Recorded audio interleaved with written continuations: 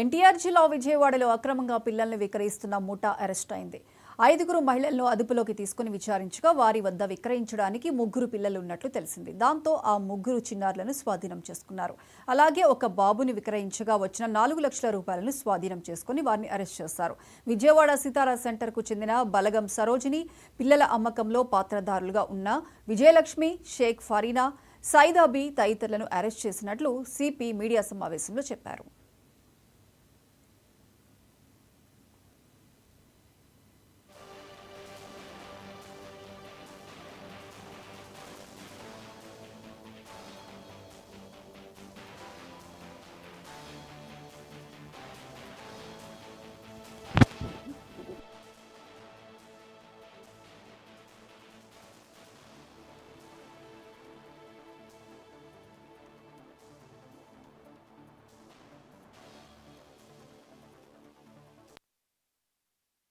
వెళ్ళాల్సిన అవసరం ఎందుకంటే ఈ డైలీ 26 మంది పిల్లలు 19 మంది పిల్లల్ని ఈ విధంగా కిడ్నాప్ చేసి అక్రమంగా అమ్మింది.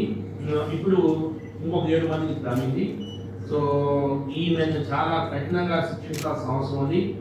ప్రివెంటివ్ డిటెన్షన్ యాక్ట్ కింద కూడా త్వరలోనే ఈమె మీద టీం మీద మిగతా వాళ్ళ మీద క్రైమ్ హిస్టరీ చూస్తున్నాము. ప్రివెంటివ్ డిటెన్షన్ యాక్ట్ కింద వీళ్ళని పీ యాక్ట్ నమోదు చేసి వీళ్ళని కఠినంగా చర్యలు తీసుకోవడం జరుగుతుంది. బ్యాక్గ్రౌండ్ సార్ ఎందుకు వీళ్ళ హస్బెండ్ వచ్చేసి ఆటో ఫైనాన్స్ చేస్తాడు, మొన్న ఏరియాలో ఉంటాడు. ముందు నుంచి క్రిమినల్ హిస్టరీ ఉంది. ఈమెకి ధైర్యం ఎలా వచ్చింది చూస్తాం. అసలు ఈమె టోటల్ చరిత్ర ఎర్లీ మార్నింగ్ రిస్క్ చేయడం జరిగింది. సో ఈమె ప్రొఫైల్ కూడా మీకు ఇవ్వడం జరుగుతుంది. ఈమె వచ్చేసి 31 years 7th class చదువుకుని మార్కల్ స్టాటస్ మ్యారీడ్, హస్బెండ్ వచ్చేసి ఆటో డ్రైవర్, అదేవిధంగా ఆటో ఫైనాన్స్ కూడా చేస్తారు. ప్రస్తుతము కబేలా సెంటర్లో భవానీపురం ఏరియా కబేలా స్టడీ సెంటర్లో ఆయన నివాసం ఉంటా ఉంది. 2 పిల్లలు ఉన్నారు. ప్రీవియస్ క్రైమ్ హిస్టరీ 2 కేసెస్ ఉన్నాయి. ఒక కేసు Medipalli police Rajahmundry commissionerate Medipalli police స్టేషన్లో 579/2024 అనే క్రైమ్ ఉంది.